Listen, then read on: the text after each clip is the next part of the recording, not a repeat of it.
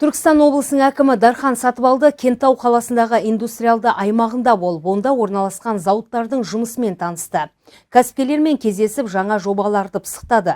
Облыс әкіміне ғимарат сыртын қаптайтын құрылыс материалдарын шығару, металл қалдықтарын қайта өңдеу, керамзит жасау, сылақ торларын шығаратын резеңке бұйымдарын өндіру, қоқысты қайта өңдеу, цемент және бетон бұйымдарын кірпіш зауыты және өзге де инновациялық жобалар таныстырылды. Дархан Сатыбалды осы бағыттағы өндіріс орындарын көбейтудің маңыздылығына, отандық өнім көлемін арттырудың қажеттігіне тоқталды. Жаңа жобаларды жан-жақты зерделеп, әрі қарай дамыту үшін қолдау көрсету жолдарын қарастыруды тапсырды. Қала әкімі мен жауапты басқарма басшыларына инвестиция тарту, өндіріс орындарын ашу бағытындағы жұмыстарды күшейтуді міндеттеді.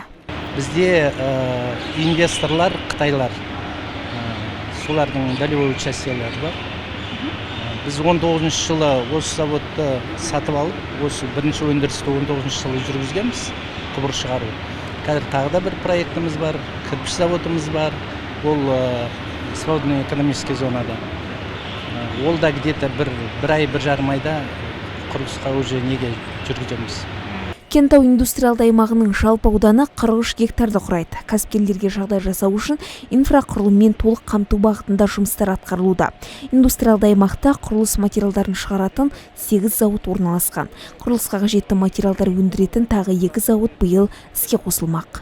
Мынау өнеркәсіпті дамыту мақсатында Кентау қаласында 43 гектар жерге индустриалдық аймақ құрылған. Индустриалдық аймақта қазір 8 жоба іске асып жатыр.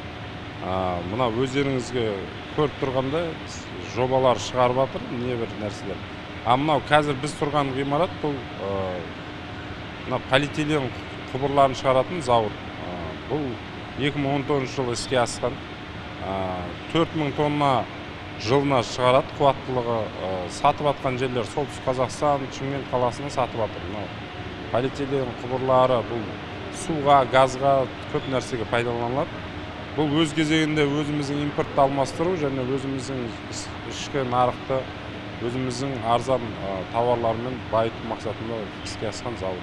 Одан бөлек осы жерде қазір өздеріңізге белгілі қарапайым заттар экономикасы және тағы басқа да біраз бізде бағдарламалар бар. Солар арқылы жеңілдетілген кредит несиелер алып іске асыруға болады. Осы жерде небір цехтар бар, басқа завод.